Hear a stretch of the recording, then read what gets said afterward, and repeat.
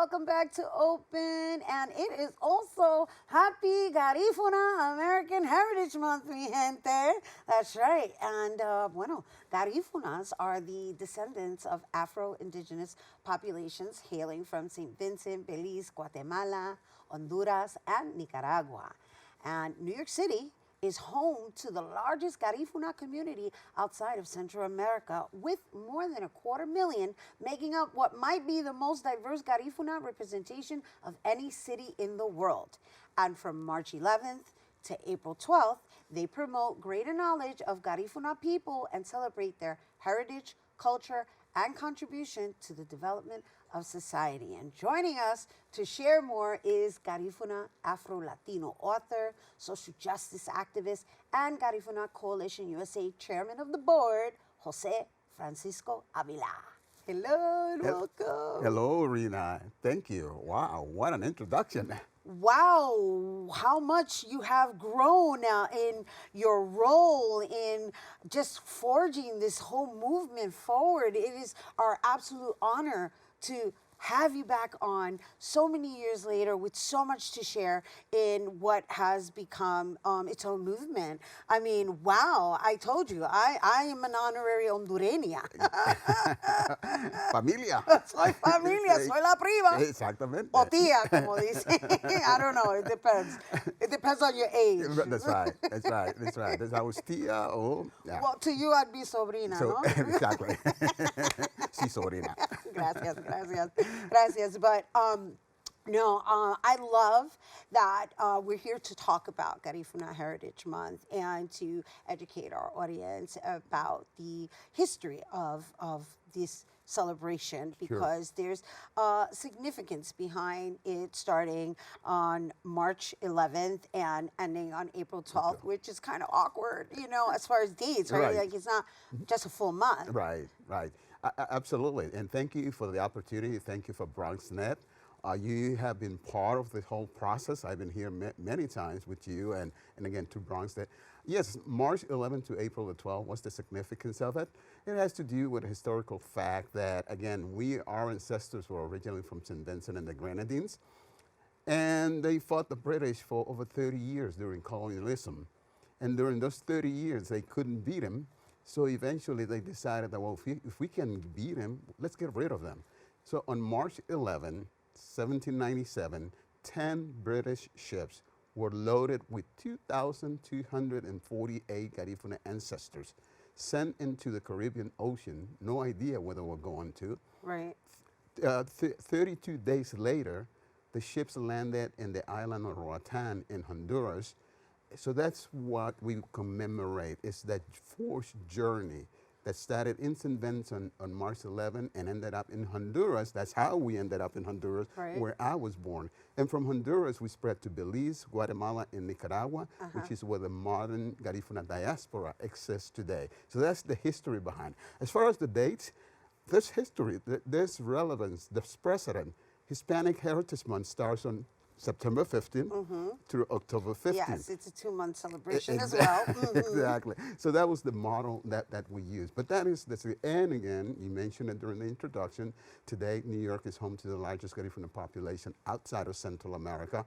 And the only Garifuna heritage celebration in the world is right here in New York City. Right. I mean, I understand that it isn't like an official, but it is because the governor acknowledges it through a proclamation and it's commemorated, but you're waiting for it to become a national holiday, no? Absolutely. And I am encouraged because this is the 16th year. We started this process in 2008. Back then, there was a borough president. Adolfo Carrillo. Exactly. He started it, right? He was the one that issued the first proclamation right here in the Bronx. And then former assembly member Michael Benjamin was the first one that introduced it to the assembly, and that was in 2010.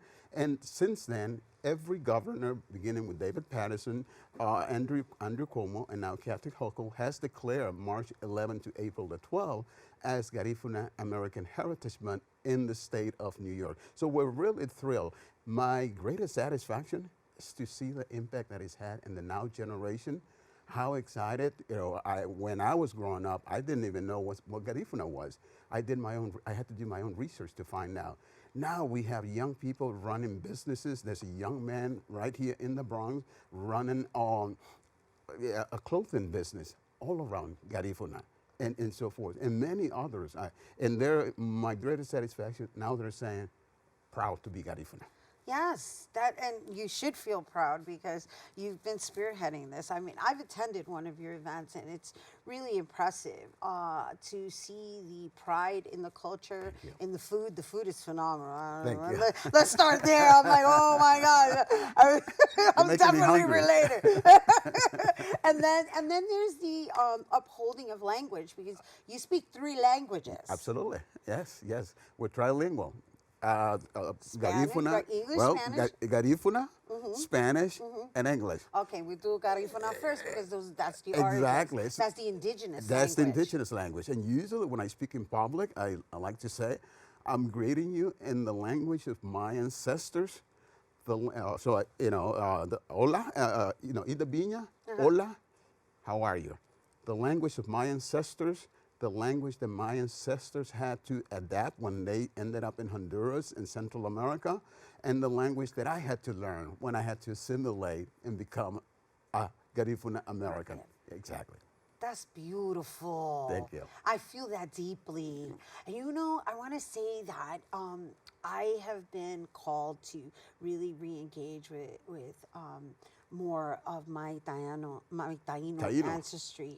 My Taino ancestry, and in researching the language and familiarizing myself with individuals who are writing the books and making it accessible to this generation.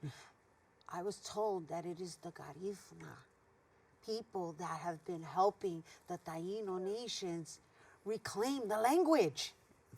Little known fact, the Garifuna language is the original language of the indigenous of the Caribbean, the Tainos, the Carib, and the Arawak. Today, we are the only ones that maintain it, which is why that relationship exists. Yes.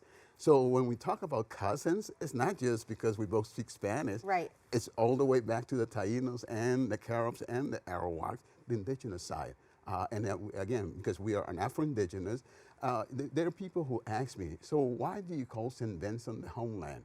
So because that's where the mixture of the African with the Carib and the Arawak would resulted in the Garifuna happened in St. Vincent and the Grenadines.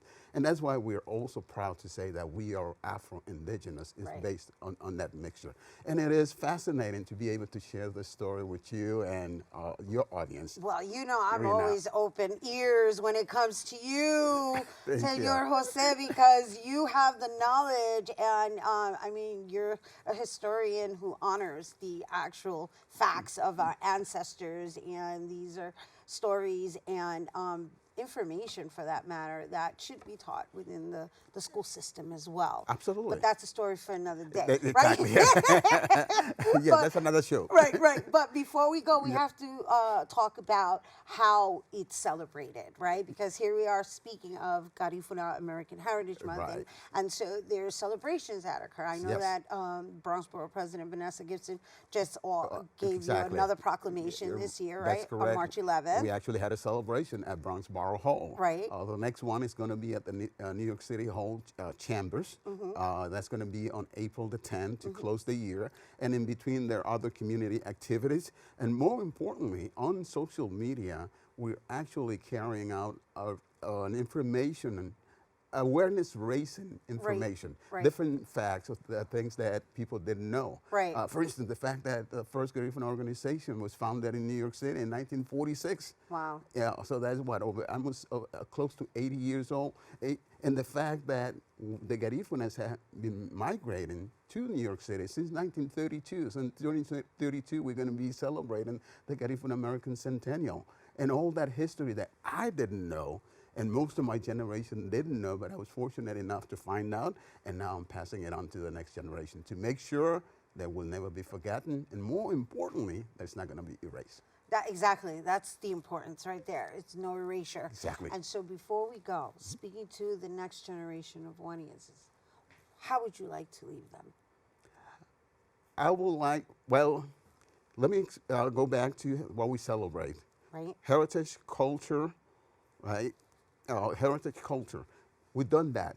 Contributions. That's what we haven't done much of. Right. So now that's what we're emphasizing. Because remember, representation matters. Right. So if a Garifuna young man can hear me and see others like me, that's the best way that we can guarantee that we will preserve the culture, we will preserve the history and the heritage. So that's my advice. Be proud of who you are, show it, Right. represent. Awesome, Yes. awesome. Thank you so much, everyone. Jose Francisco Avila, author, social justice activist, and Garifuna Coalition USA chairman of the board. And you guys, if you're interested on any more information of the many Garifuna-American Heritage Month events happening this month and in April, you can visit GarifunaExperience.com. And of course, for more on Jose, visit JoseFranciscoAvila.com. Stay tuned. Our Open Artist Spotlight is coming up next.